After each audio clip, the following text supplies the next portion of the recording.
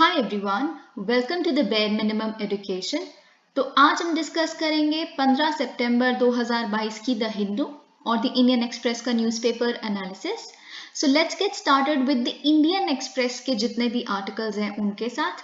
क्योंकि देखिए, अगर आपको याद होगा, अभी 2 दिन पहले मैंने आपके साथ एक एथिक्स की केस स्टडी डिस्कस की थी कि हूच केस ट्रेजेडी जो है, यानी कि जो हूच इलिसिट लिकर है उसके साथ डील करने में तेजस्वी सतपुते, जो वहां की एसपी हैं सोलापुर की महाराष्ट्र के, वो कैसे सॉफ्ट पुलिसिंग करके इस पूरी ट्रेजेडी के साथ डील करने में सफल हुई है। तो आज जो एथिक्स की केस स्टडी हमें देखनी है, जो इंडियन एक्सप्रेस में आई है, वो है कैसे हिमाचल प्रदेश की पुलिस कार क्रैशेस के साथ, इन तरह के एक्सीडेंट्स के साथ डील करने में सफल हुई है। कैसे वो NYPD मॉडल का एक रेप्लिका हिमाचल प्रदेश में भी फॉलो या इम्प्लीमेंट कर रहे हैं। तो देखिए, ये बहुत इंपॉर्टेंट एथिक्स की केस स्टडी बन जाती है। गिवन द फैक्ट कि साइरस मिस्त्री का कार क्रैश का इंसिडेंट बहुत ही रिसेंटली हमारे सबके सामने आया है। नितिन गडकरी जी भी बहुत सारी सीट बेल्ट से रिलेटेड नोटिफिकेशंस के साथ आ रहे हैं। So given all of this, the case study in itself becomes very very important. So let's get started. देखिए, ये 2 साल पहले की बात है, 2019 की बात है, जब हिमाचल प्रदेश की पुलिस के पास जब उनकी आंखों के सामने ये डेटा आया तो उन्हें पता चल गया कि उन्हें बहुत ही एक इमीडिएट एक्शन की जरूरत है। क्योंकि हर हफ्ते हम देख रहे थे कि 25% जितने भी एक्सीडेंट हो रहे थे स्टेट में, वो कुछ पर्टिकुलर डिस्ट्रिक्ट के कुछ पर्टिकुलर स्पॉट्स पे हो रहे थे, जैसे शिमला में, कुल्लू में, मंडी में। तो और हमें ये पता चल रहा था इन स्पॉट्स पे बेसिकली जब एक्सीडेंट्स हो रहे हैं वो 6 से 9 बजे के बीच में हो रहे हैं। अगर आपको याद होगा, मैंने अभी बहुत रिसेंटली द हिंदू में पूरे स्टैट्स आए थे कि सबसे ज्यादा पीक आवर्स एक्सीडेंट्स के क्या है नेशनल लेवल पे भी। तो नेशनल लेवल में भी सबसे ज्यादा जो पीक आवर का टाइम है वो 6 PM to 9 PM ही है। ये मैं आपको एक बैकवर्ड लिंकेजेस वगैरह ये सब कुछ देती रहती हूँ, ताकि आप you actually learn to connect the dots. तो यहाँ पे जब इन्हें ये पता चला कि 6 PM से 9 PM के बीच में हर हफ्ते मोस्टली 25% ऑफ द एक्सीडेंट्स जो हो रहे हैं वो यहाँ हो रहे हैं, तो वहां के जो डीजीपी थे हिमाचल पुलिस के, उन्होंने डिसाइड किया कि जितने भी ट्रैफिक पर्सोनल का मैक्सिमम डिप्लॉयमेंट जो होगा वो इन घंटों के बीच में होगा, instead during the afternoon hours, जब ट्रैफिक बहुत ही लीन था, जब पीक ट्रैफिक है तो तब सबसे ज्यादा ट्रैफिक पुलिस को तैनात किया जाएगा। और रिजल्ट हमें देखने के लिए मिले काफी किफायती रिजल्ट, क्योंकि 2021 में जब डेटा को कंपेयर किया गया तो हमें पता चला कि 2021 में जो एक्सीडेंट्स का नंबर था, it was 1.73 lakh traffic accidents, जो it was down from 1.81 lakh accidents जो प्री पैंडेमिक ईयर में थे, यानी कि 2019 में। और पुलिस ने काफी पब्लिक वर्क्स डिपार्टमेंट वगैरह को भी लिखा, ऑर्डर्स दिए, लेटर्स दिए, कंसल्ट किया कि आप इंस्टॉल करिए, पब्लिक वर्क्स डिपार्टमेंट को बोला कि आप इंस्टॉल करिए क्रैश बैरियर्स को। आपको पता है एक सीलिंग, एक फेंसिंग सी होती है ताकि रोल डाउन एक्सीडेंट्स ना हो वैली में से। तो इन्हीं तरह के क्रैश बैरियर्स को 500 इंसिडेंट या फिर एक्सीडेंट स्पॉट्स पे लगाया गया। जिसके बाद जब हमने डेटा देखा तो हमें पता चला कि ये जो हिली रूट्स थे, ये हिली रूट्स 70% ऑफ द जो मिसहैप प्रोन स्ट्रेचेस थे उनको कंट्रीब्यूट करते थे। तो इस वजह से यहाँ पे भी इन्होंने ये क्रैश बैरियर्स डिप्लॉय करने की कोशिश की। अब 2 साल हो चुके हैं इस तरह की प्रिडिक्टिव पुलिसिंग, एक वर्ड है, उस टाइम मैंने आपको बताया था सॉफ्ट पुलिसिंग, अब यहाँ पे हमें पता चल रहा है प्रिडिक्टिव पुलिसिंग। देखिए, प्रिडिक्टिव पुलिसिंग बहुत ही इंपॉर्टेंट है। Unless and until you do not know where you actually stand, unless and until you do not frame the entire pattern of the mishap that is going on, तब जब तक आपको एक पूरा pattern पता नहीं चल रहेगा, कब हो रहा है, कैसे हो रहा है, कौन सी जगहों पे ज्यादा फोकस करने की जरूरत है, जब तक आप प्रिडिक्ट नहीं कर लेंगे कि आने वाले इंसिडेंट्स भी यहीं पे ज्यादा होंगे, तब तक आप एक्ट कैसे करेंगे फोकस्ड मैनर में। तो ये predictive policing is something you must keep in mind. और ये केस तो बिल्कुल आपको, you should take a note of this case study. और अब 2 साल हो गए हैं तो they are working with this new model of predictive policing. Data intensive approach है इनकी, बहुत ही इंपॉर्टेंट है आज के समय में, तो डेटा इंटेंसिव अप्रोच ही होनी चाहिए हर इशू जो भी आपके सामने है उसके तरफ। और यही सब कुछ चल रहा है। इन्होंने बहुत सारे क्राइम्स में और भी काम किया है, बहुत सारे क्राइम्स जैसे डोमेस्टिक वायलेंस वगैरह के भी, और विमेन के अगेंस्ट जितने क्राइम हो रहे हैं इसमें भी इन्होंने डेटा का ही यूज किया है। लेकिन मैं स्पेसिफिकली आज जो डिस्कस कर रही हूँ वो ये एक्सीडेंट केसेस को ही डिस्कस कर रही हूँ, and I have already told you the reason. और हर हफ्ते क्या करते हैं ये जो डीजीपी हैं यहाँ के, ये अपनी टीम के साथ बैठते हैं, पूरे डेटा को, पिछले हफ्ते के डेटा को देखते हैं, फिर सारा ग्राफ बनाते हैं कि क्राइम्स अंदर डिफरेंट डिफरेंट हैंड्स कैसे कैसे हो रहे हैं, और फिर इस पूरे वीक का हफ्ता को पूरे पिछले 5 साल के जितने भी हफ्ते भर हफ्ते ऐसे केसेस हुए हैं उससे कंपेयर करते हैं। अगर क्राइम पिछले हफ्तों के कंपैरिजन में, पिछले सालों के कंपैरिजन में बढ़ा है तो इसको रेड लाइन से मार्क किया कर दिया जाता है, अगर ड्रॉप हुआ है तो उसको ग्रीन लाइन से मार्क कर दिया जाता है। तो अब देखिए NYPD मॉडल जैसे मैं आपके साथ डिस्कस कर रही थी, ये क्या है एक्चुअली में?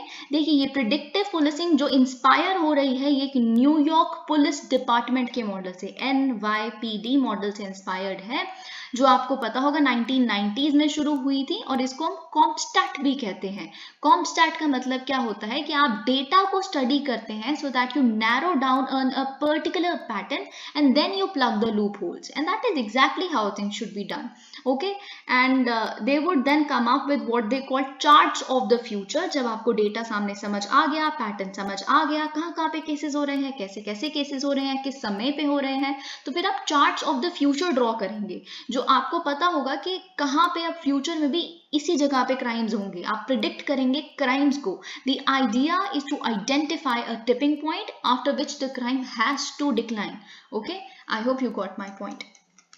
ओके, तो अब हमें डिस्कस करना है इंडियन एक्सप्रेस के एक एडिटोरियल को, वेरी वेरी इंपॉर्टेंट। देखिए द मिसिंग पीस, ये जो एडिटोरियल है, एक ब्रीफ एडिटोरियल है, लेकिन इसमें जो कॉन्सेप्ट मुझे आपको समझाना है, इसको शुरू करने से पहले मैं आपको एक कॉन्सेप्ट समझाना चाहती हूँ जो MSMEs के केस में और बैंक्स के केस में चल रहा है, वो है twin balance sheet problem of India. ये आप बहुत बार न्यूज़पेपर्स में, बहुत कोई आर्टिकल्स आप बिजनेस स्टैंडर्ड्स में, इन सारी चीज़ों में पढ़ते रहते हैं। तो हमें सबसे पहले तो जानना है बैलेंस शीट क्या होती है। दो मैं आपको पहले भी समझा चुकी हूँ, बट स्टिल बैलेंस शीट एक बेसिकली एक फिनेंशियल स्टेटमेंट होती है जो समराइज करती है एक कंपनी या फिर एक इंस्टीट्यूशन के एसेट्स को और लायबिलिटीज को। एसेट्स आपको पता है क्या होते हैं, जो आपको फ्यूचर में या प्रेजेंट में किसी भी तरह का एडवांटेज लेके आते हैं, कोई भी तरह का इकोनॉमिक बेनिफिट देते हैं। और लायबिलिटीज क्या होती है, जो एक तरह से आपके ऊपर बर्डन या सिरदर्दी होती है, आपको किसी को, you owe something to somebody else, आपको इस पे कुछ देना है किसी को। ठीक है, तो वैसे ही मैंने आपके साथ बैंक्स के केस में डिस्कस किया था। बैंक्स के लिए एसेट्स क्या होते हैं? बैंक्स के लिए उनके एसेट्स होते हैं लोन्स, जो काफी आयरॉनिकल लगेगा अगर आप इतना ज्यादा समझ नहीं पा रहे इसको। देखिए लोन्स कैसे एसेट्स होते हैं, क्योंकि जब वो लोन देंगे उस पर आएगा उनको इंटरेस्ट रेट, प्रिंसिपल तो आएगा ही आएगा, लेकिन उसके साथ इंटरेस्ट रेट आप उनको पे करेंगे बैंक को, तो इसीलिए ये हुआ उनका एसेट। लेकिन उनके लिए लायबिलिटी क्या होती है? डिपॉजिट्स। बल्कि वो तो एसेट, आपको लग सकता है कि वो तो एसेट होगा क्योंकि हम अपना पैसा उनके पास डिपॉजिट कर रहे हैं, पर ये डिपॉजिट्स उनके लिए लायबिलिटी इसलिए होती है क्योंकि इन डिपॉजिट्स पे वो आपको देते हैं इंटरेस्ट। आपके सेविंग्स अकाउंट पे इंटरेस्ट आता है आपको, राइट? और इंटरेस्ट के साथ साथ ये पैसा आपका है, आप कभी भी विड्रॉ कर सकते हैं। तो ये बेसिकली वो बस अपने पास रख रहे हैं, पर एक्चुअली उनके लिए एक लायबिलिटी है। तो अब हम देखते हैं, fine, we have gotten the idea of balance sheet. Company के केस में तो हमें पता ही है, प्रॉफिट्स और लॉसेस वगैरह ये सब कुछ हमें पता है क्या होते हैं। अब हम देखते हैं ट्विन बैलेंस शीट प्रॉब्लम क्या है। देखिए ट्विन बैलेंस शीट में सबसे पहले तो दो बैलेंस शीट कौन सी हैं जिनकी हम बात कर रहे हैं? पहली है इंडियन की कंपनीज की बैलेंस शीट, दूसरी है इंडियन बैंक्स की बैलेंस शीट। तो एक बैलेंस शीट जिसकी बात हो रही है ट्विन में से, वो है कंपनीज की बैलेंस शीट, दूसरी बैलेंस शीट है बैंक्स की बैलेंस शीट। तो अब हम देखते हैं कि मतलब एक्चुअली ये ट्विन बैलेंस शीट प्रॉब्लम आ कहाँ रही है। देखिए पहली जो कंपनी से आ रही है वो ये है ओवर लेवराज्ड कंपनीज। ओवर लेवराज्ड कंपनीज मतलब कि जो कंपनीज ने डेट लिया है, ऑफ कोर्स मतलब सब लोन्स ही लेते हैं। मतलब सरकार बहुत प्रेरित भी तो करती है कि आप लोन्स लीजिए और अपनी कंपनी को एक्सपैंड करिए, एक्सपोर्ट्स करिए, ये करिए। तो फिर जब कंपनीज लोन लेती हैं, फिर उसके बाद बाय चांस पैंडेमिक जैसा साल आ जाता है, या बाय चांस एक ग्लोबल फाइनेंशियल क्राइसिस जैसा जो 2007-8 में हुआ था, वैसा कोई समय आ जाता है, तो फिर वो प्रॉफिट्स नहीं कर पाते, इतने प्रॉफिट्स नहीं कर पाते, तो फिर वो वापस ही नहीं कर पाते लोन को। तो इस तरह से मतलब देखिए एक डेटा है, एक एस्टिमेट है जो ये कहता है कि 40% ऑफ द कॉर्पोरेट डेट जो है वो ऐसी कंपनीज ओन करती हैं, ऐसी कंपनीज को दिया गया है, वो इतना अर्न भी नहीं कर रही कि वो अपने इंटरेस्ट पेमेंट्स तक पे बैक कर सके।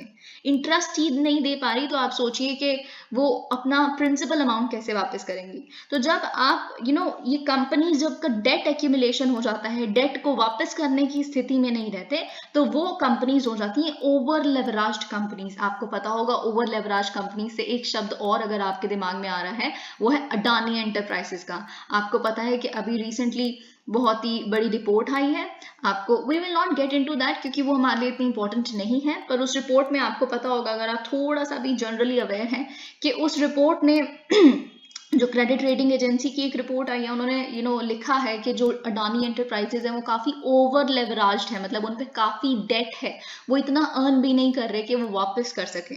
तो इसलिए बहुत सारे डाउट्स हैं सबके मन में कि कैसे होगा ये, जैसे अब एनडीटीवी का take over, so that's a different thing. तो दूसरी बैलेंस शीट जो हम बात कर रहे हैं अब इंडियन बैंक्स की, इंडियन बैंक्स, देखिए आप बिल्कुल एक सिंपल सी बात है, बैंक्स ने लोन किसको दिया हुआ है, बड़ी बड़ी कंपनीज को। मोस्टली आप थोड़ी ना लोन लेते हैं, आप बताइए अपने डेली यूज के लिए लोन बैंक से जाके लेंगे, नहीं लेंगे ना। तो जो बड़ी बड़ी कंपनीज होती हैं जो मोस्टली लोन्स लेती हैं, अब जब वो वापस ही नहीं कर पाएंगी तो फिर उनके जितने भी एसेट्स हैं वो नॉन परफॉर्मिंग एसेट्स बन जाएंगे। नॉन परफॉर्मिंग एसेट्स मैंने आपको बताया था, जब आप 90 दिन तक डेडलाइन के बाद, यानी कि डेडलाइन के बाद भी 90 दिन तक जब अपना इंटरेस्ट भी पे नहीं कर पाते बैंक को, तो एक एसेट यानी कि एक लोन बन जाता है नॉन परफॉर्मिंग एसेट्स। तो जब जो कंपनीज हैं वो बैंक को वापस ही नहीं कर पाएंगी तो फिर उनके दिए गए एसेट्स वो तो अब नॉन परफॉर्मिंग एसेट्स बन गए, तो मतलब उनकी खुद की बैलेंस शीट भी तो गड़बड़ हो गई, कंपनीज की तो गड़बड़ चल ही रही है। तो दोनों जब चीजें दोनों की बैलेंस शीट, जो हमारे इंडियन इकोनॉमी के दो सबसे बड़े पिलर्स हैं जिनके ऊपर पूरी इकोनॉमी बसी हुई है, कंपनीज और हमारे बैंक्स, जब दोनों ही दिक्कत में रहेंगे तो हमारी इकोनॉमी के लिए एक बहुत बड़ी प्रॉब्लम है। देखिए बैंक्स का किसी भी इस तरह के एनपीए क्राइसिस में होना बहुत ही ज्यादा हानिकारक है, क्योंकि जब उनके पास इतना पैसा ही नहीं होगा तो वो आगे क्रेडिट कैसे देंगे, बाकी सेक्टर्स को क्रेडिट कैसे देंगे जो बहुत जरूरी है, जिनकी ग्रोथ बहुत जरूरी है। तो इस तरह से पूरी इकोनॉमी में पॉसिबिलिटी आ जाती है पूरी इकोनॉमी के एक स्लो डाउन में जाने की, जो ऑलरेडी हम हैं बेसिकली बहुत, अब तो पिछले 4-5 सालों से स्लो डाउन तो चल ही रहा था, पैंडेमिक से पहले ही चल रहा था, क्योंकि ये ट्विन बैलेंस शीट प्रॉब्लम में हम ऑलरेडी इन्वॉल्व थे। So let's look at the article now. Okay, a growing, okay, देखिए हमें पता है कि अभी रिसेंटली क्या हुआ है कि हमें गवर्नमेंट का डेटा हमारे सामने आया है जिसमें ये पता चला है कि Indian economy is growing at a very slow pace than expected.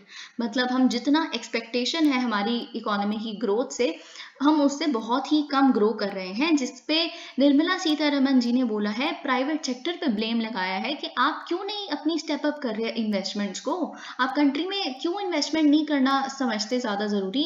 तो सीतारमन जी एक समिट पे ये कह रही थी, वो कहती कि देखिए मैं आपको ना कॉन्ट्रास्ट करके बताती हूँ, जितने फॉरेन इन्वेस्टर्स हैं जो इंडिया में अपनी इन्वेस्टमेंट करते हैं वो इतने कॉन्फिडेंट है हमारी कंट्री में इन्वेस्ट करने के लिए, while on the other hand हम देखें अगर हमारे खुद के ही डोमेस्टिक प्राइवेट सेक्टर जो हैं वो हेसिडेंट है, वो करना ही नहीं चाहते, यहाँ पे अपने एक्सपेंशन करना ही नहीं चाहते। ऐसा क्या है, what is stopping you, tell me please, let's have a talk. तो ये निर्मला सीतारमन जी कह रही थी। ओके, तो और फिर मिनिस्टर ने यानी कि फाइनेंस मिनिस्टर ने कुछ स्टेप्स को लिस्ट किया जो गवर्नमेंट ले भी रही है पिछले कई सालों से एनकरेज करने के लिए इन्वेस्टमेंट एक्टिविटी को। जैसे आपको पता है कॉर्पोरेट टैक्स रेट उसको कम किया है काफी निर्मला सीतारमन जी ने, 2019 का ही बजट आप उठा के देख लीजिए, तब से लेके अभी तक कॉर्पोरेट टैक्स बहुत कम है। और प्रोडक्शन लिंक्ड इंसेंटिव स्कीम्स, आपको पता है पीएलआई, जिससे जितना आप ज्यादा प्रोडक्शन करेंगे उतना आपको इंसेंटिव मिलेगा, रेट कट्स मिलेंगे, है ना। तो इस तरह की स्कीम्स भी हम लेके आ रहे हैं। तो फिर इन चीजों के बावजूद आप क्यों, मतलब इतना एविडेंस हम देखने के लिए नहीं हमें मिल रहा कि जो पिकअप है जो इन्वेस्टमेंट में वो भी बढ़े। हमारे एफर्ट्स तो बढ़ रहे हैं लेकिन ऐसा क्या है जो आपको रोक रहा है। तो देखिए investment activity has remained muted since 2015-16 with the share of gross fixed capital formation.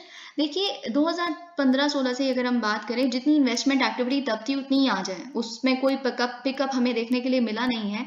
जो gross capital gross fixed capital formation होती है, आपको कैपिटल पता है, जैसे कंज्यूमर गुड्स क्या होते हैं जो हम यूज कर लेंगे वो वैनिश हो जाएंगे यूज होने के बाद, उसके बाद उसका कोई वो नहीं है। लेकिन कैपिटल वो होता है जो गुड्स बनाने में हेल्प करता है, जैसे मशीन्स, वो मतलब आप समझ रहे हैं ना, वो खुद तो यूज नहीं करेगा कंज्यूमर, लेकिन कंज्यूमर गुड्स बनाने में कैपिटल गुड्स यूज होता है। तो जब कैपिटल अच्छी होगी, कैपिटल फॉर्मेशन ज्यादा होगी, उस तरह का इंफ्रास्ट्रक्चर बनना बहुत जरूरी है, फिर तभी तो ज्यादा जो ग्रोथ है प्रोडक्शन की वो भी पॉसिबल है।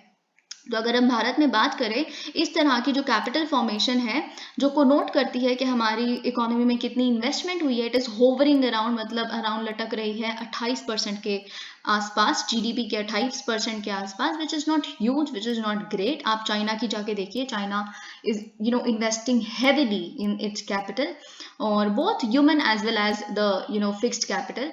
और अगर हम एक्टिविटी की बात करें, जी हाँ बिल्कुल, थोड़ा सा पैंडेमिक से पहले से तो हमने थोड़ा सा बाउंस बैक किया है, बट स्टिल इतना भी ज़्यादा नहीं। ओके अब यही इन्होंने बात की है। देखिए अगर हम पास्ट की बात करें, इसका जड़ जो है ना इस प्रॉब्लम की, वो है ट्विन बैलेंस शीट प्रॉब्लम, जो मैंने आपके साथ अभी डिस्कस की। And over leveraged corporate sector and banks saddled with bad loans, यही यहाँ पे लिखा है। तो यही होल्ड बैक कर रहे हैं इन्वेस्टमेंट एक्टिविटी को। ऑब्वियसली जब इन्वेस्टमेंट के लिए इतना ज़्यादा क्रेडिट ही नहीं दे पाएगी आगे से बैंक्स, तो फिर उनके लिए भी तो दिक्कत है, और कंपनीज तो इतना प्रॉफिट कर ही नहीं रही, तो ये एक मतलब लूप होल बन जाता है पूरा। तो फिर उसके बाद ये लूप जब बन जाएगी, खत्म कब होगी, वो तो सरकार को ही कोई निकालना पड़ेगा इसका हल। और अगर हम बात करें, थोड़ा सा तो इम्प्रूवमेंट हमने देखा है कि कॉर्पोरेट और बैंक बैलेंस शीट्स थोड़ी सी इम्प्रूव की है, but large parts of the economy continue to struggle, and that's true.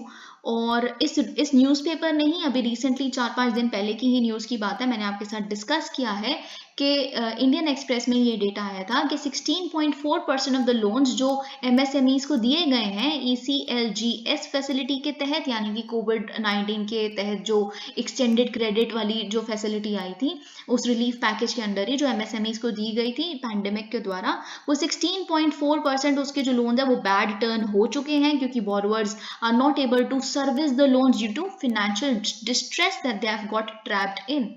Okay और चलिए, ये तो हम फॉर्मल सेक्टर की बात कर रहे हैं, फॉर्मल सेक्टर को तो क्रेडिट मिलता है। इनफॉर्मल यूनिट्स तो उनसे भी कहीं ज्यादा है, छोटी छोटी कंपनी, छोटे छोटे से स्मॉल स्केल बिजनेसेस जो हैं, वो तो और भी ज्यादा दिक्कत है, उनके पास तो फॉर्मल सोर्सेज ही नहीं है फाइनेंस के, गवर्नमेंट का सपोर्ट उन्हें मिलता ही नहीं है। तो वो सोचिए वो कितने स्ट्रेस में है, मतलब इन ऑल पूरी इकोनॉमी काफी डिस्ट्रेस में है। इतना तो आपको दिख रहा है कि बैड लोन आए हैं। अब एक बहुत इनोवेटिव सा पॉइंट यहाँ पे लिखा है, मैं आपके साथ डिस्कस करना चाहूंगी। वो ये है, एक तो चलिए हमें पता ही है कि एमएसएमईज बहुत साइजेबल शेयर ऑफ एम्प्लॉयमेंट को अकाउंट करते हैं, तो इन द सेंस अगर आप एमएसएमईज को नहीं सुधारे तो आपकी अनएम्प्लॉयमेंट की प्रॉब्लम तो कभी सुधरने ही नहीं वाली। अनएम्प्लॉयमेंट नहीं खत्म होगी तो इनकम कैसे आएगा, परचेजिंग पावर कैपेसिटी कैसे आएगी यहाँ के आम जनता के पास। तो आप स्लो डाउन में रहोगे ही जब तक आप एमएसएमईज को नहीं सुधार देते।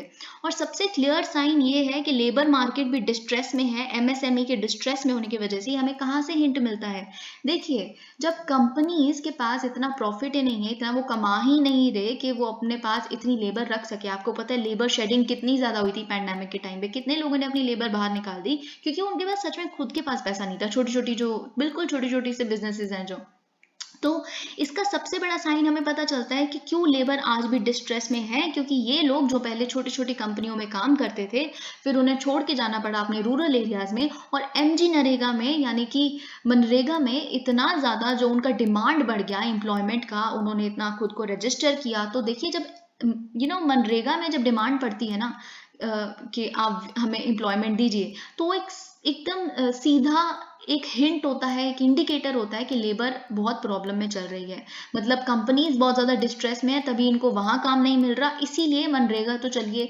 सरकार द्वारा दिया गया एक गारंटी है ही, तो इसीलिए लोग थक हार के उसके लिए रजिस्टर करना शुरू कर देते हैं। और ये जो अनसर्टेनिटी है जॉब के ऊपर, इनकम प्रोस्पेक्ट्स के ऊपर, ये कंज्यूमर सेंटिमेंट्स में भी दिख रही है, क्योंकि कंज्यूमर सेंटिमेंट अभी भी पेसिमिस्टिक है काफ़ी। उनके पास खर्च इतना लोग आज भी करने के लिए तैयार नहीं है, क्योंकि हर कोई ये सोचता है कल को फिर दोबारा लॉकडाउन हो गया, कल को फिर दोबारा कोई और वेव आ गई या कुछ भी आ गया, तो इसलिए खर्च करने से पीछे हटते हैं। तो इन्वेस्टमेंट कहाँ से बढ़ेगी।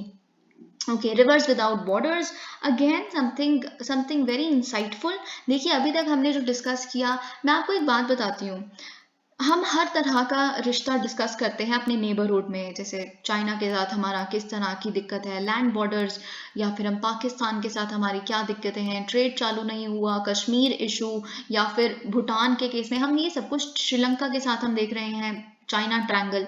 लेकिन देखिए सबसे इंपॉर्टेंट बात जो हम मिस आउट कर रहे हैं अब, क्योंकि इस साल एक अग्रीमेंट, कोशियारा अग्रीमेंट साइन हुई है, तो मैं आपको एक चीज बता दूं, इस समय सबसे ज्यादा नेबरहुड के नेबरहुड और हमारे में रिश्ते के ऊपर सबसे ज़्यादा बात जिस पे होनी चाहिए वो रिवर वाटर्स पे होनी चाहिए, यानी कि वाटर शेयरिंग पे होनी चाहिए। मैं आपको बताती हूँ क्यों। Let me give you a brief background of the topic that I am going to discuss. देखिए, आप अगर अपने लेफ्ट में देखेंगे, अपने वेस्ट में देखेंगे तो आता है पाकिस्तान। पाकिस्तान में क्लाइमेट चेंज की वजह से काफ़ी बिब्लिकल प्रोपोर्शंस की आप फ्लड्स देख रहे हैं। फ्लड्स इतनी ज़्यादा भयानक, जहाँ पे हमेशा सूखा पड़ा रहता था, आज वहाँ पे फ्लड्स हैं। तो आपको पता चल रहा है कि फ्लड कंट्रोल में भी भारत और पाकिस्तान को कुछ करना चाहिए। फिर अगर आप अपने राइट में देखते हैं तो आपके राइट में आता है चाइना। चाइना में बहुत ही दिक्कत है, वहाँ फ्लड्स ना हो के वहाँ पे ड्राउट्स हैं। वो जगह यांगत्से रिवर, जो आज तक उनकी प्राइड हुआ करती थी चाइना की, जहाँ से सारी शिपमेंट्स जाती थी सबसे इंपॉर्टेंट वहाँ की, वो आज सूखी पड़ी है। मतलब in the sense no shipment, nothing, no transportation.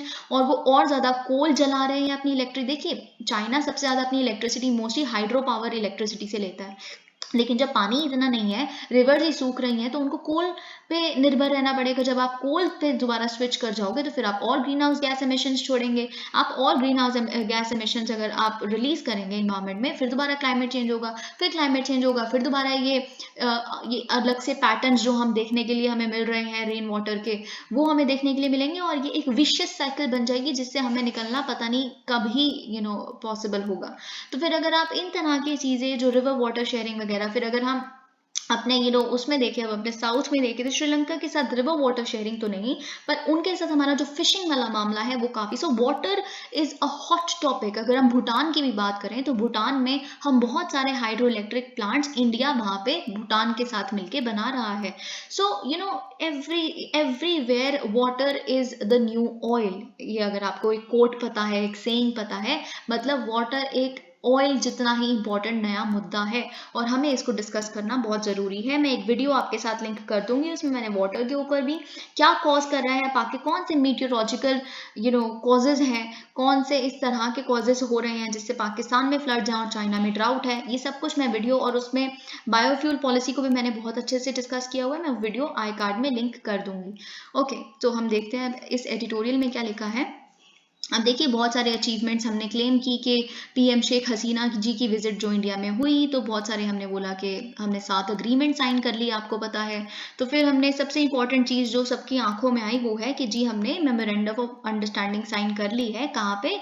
Withdrawal of water from the Kushiyara river, जो एक ब्रांच है बराक रिवर की ब्रांच है, जो असम के करीमगंज और बांग्लादेश के सिलहेट डिस्ट्रिक्ट में फ्लो करती है बे ऑफ बंगाल में गिरने से पहले। और अगर हम इस अग्रीमेंट की बात करें, इस एमओयू की बात करें, ये और भी क्या करेगा, ये रहीमपुर केनाल जो बांग्लादेश ने पता नहीं कब का बना के रखा हुआ है, जो आज तक डिफंक्ट पड़ा था, जो केनाल बेसिकली सारे इरिगेशन पॉइंट्स तक, जो फार्म लैंड्स हैं छोटे छोटे फार्मर्स के, वहां तक ले जाने के लिए पानी को बनाया गया था, कुशियारा के पानी को, अब वो दोबारा यूज में आ जाएगा। तो ये काफी लोगों की आंखों में आया हुआ है। लेकिन इससे पहले कि पीएम शेख हसीना दिल्ली में अराइव भी आती भी काफ़ी स्केप्टिसिज्म, यानी कि बहुत ही ज़्यादा उनके ऊपर आंखें गड़ाए हुए बहुत सारे क्रिटिक्स बैठे हुए थे बांग्लादेश में। वो ये देखना चाहते थे, अब देखते हैं कि मतलब अग्रीमेंट किस तरह का साइन होता है।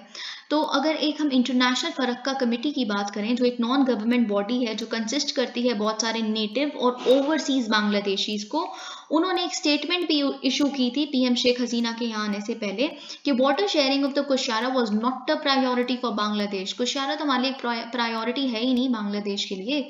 तो आप the sudden move to have an agreement on the Kushiyara issue only serves to divert the intention from the impasse on the far more urgent and consequential issue of sharing the waters of the river Teesta. Teesta is of urgent importance, Miss Sheikh Hasina. Please do not divert the intention of public by what you are trying to do. Kushara is not important for us. Please focus on Teesta. Get us a deal on Teesta from India. तो ये उनका कहना था।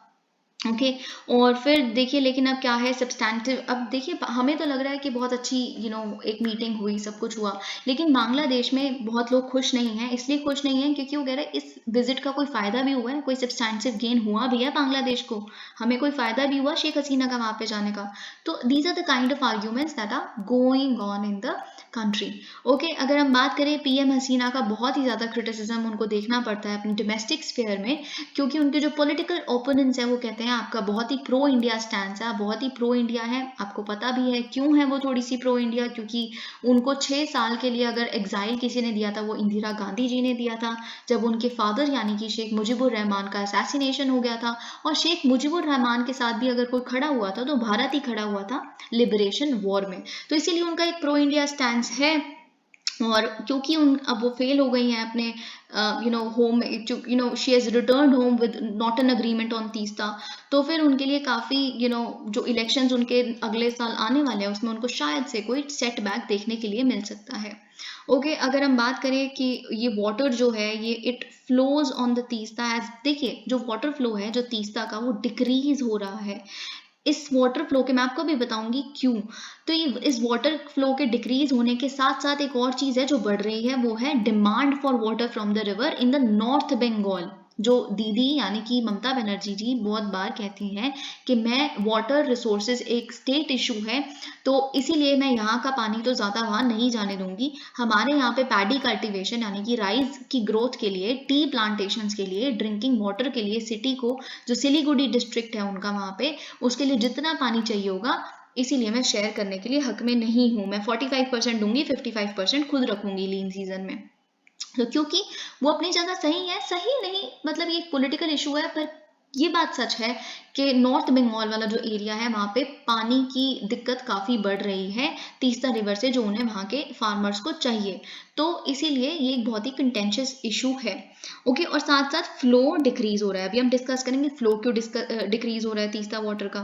देखिए एक scientist हैं जो काफ़ी साइंटिफिक स्टडीज को पोस्ट बताते हुए पॉइंट करते हैं कि हिमालयन ग्लेशियर्स का रिट्रीट हो रहा है।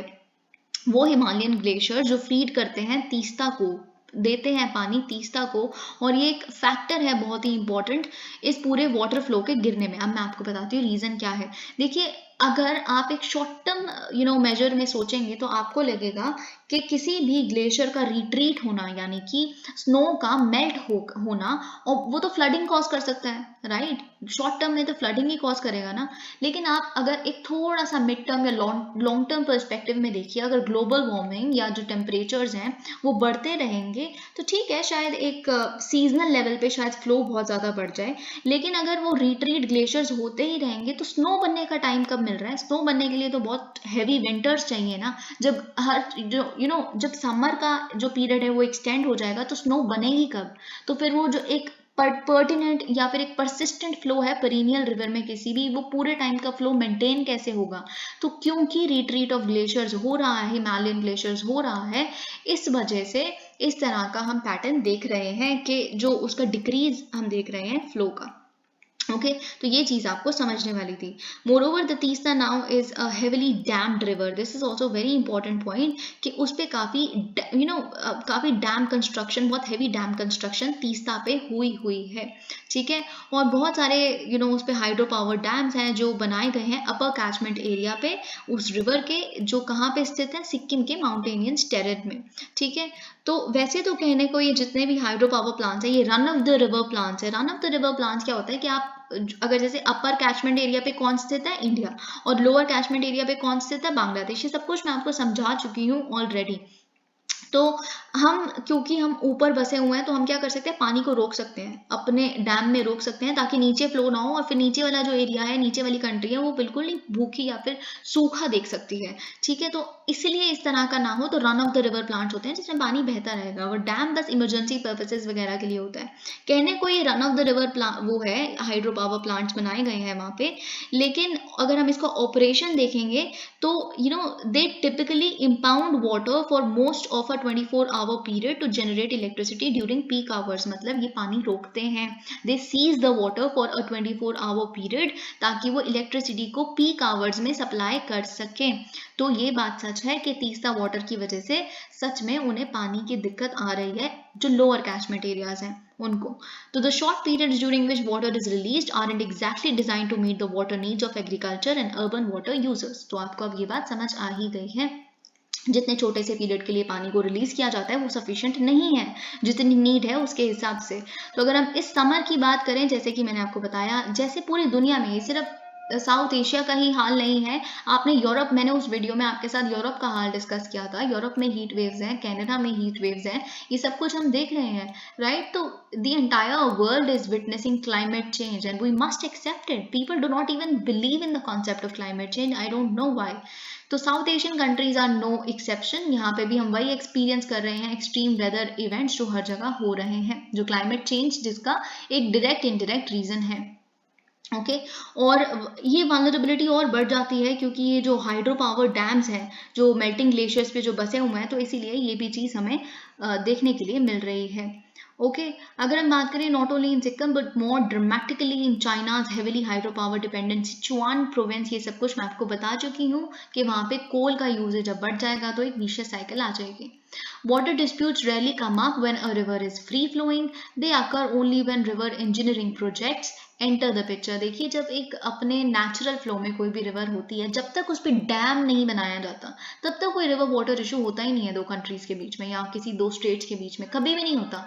जब डैम बनता है, जैसे आपको पता है मुल्ला पेरियार डैम सबसे बड़ा इशू जो केरला और तमिलनाडु के बीच में है, जब भी ऐसे इंजीनियरिंग प्रोजेक्ट्स आते हैं, रिवर इंजीनियरिंग प्रोजेक्ट्स आते हैं, whenever they enter the picture, then and then only we see these kind of water disputes. And India Bangladesh is no exception.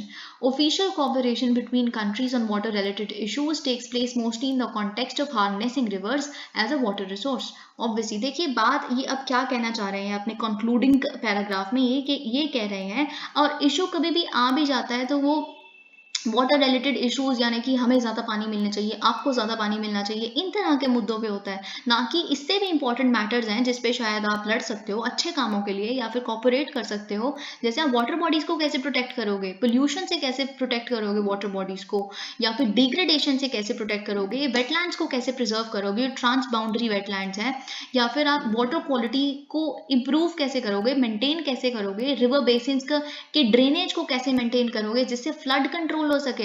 लेकिन आपके किन मुद्दों पे, ये सारे पॉलिटिकल मैटर्स हैं. जी हाँ बिल्कुल इंपॉर्टेंट है, मैं मना नहीं कर रही, बट एक्चुअली पॉलिटिकल ओवरटोन्स ही हैं और आपके लिए in the short term in the long run सब कुछ पॉलिटिक्स ही हो जाती है. इन बातों पे, इन लड़ाइयों पे वाटर शेयरिंग के मुद्दे स्थित हैं, इन बातों पे क्यों बात नहीं होती. सो दिस इज समथिंग हमें इंक्लूड करना चाहिए. तो ये काफी अच्छा बात यहाँ पे लिखी है. Perhaps it is time when we consider having a moratorium on the engineering of the world's last remaining free flowing rivers. देखिए इनका ये कहना है कि अब हमें क्या करना चाहिए, जिस जगह पे हम बसे हुए हैं साउथ एशियन कंट्रीज, एक ऐसा एरिया है, एक ऐसा रीजन है, अभी भी यहाँ पे बहुत सारी फ्री फ्लोइंग रिवर्स बची हुई हैं जिन पे कोई डैम कंस्ट्रक्शन नहीं हुई है.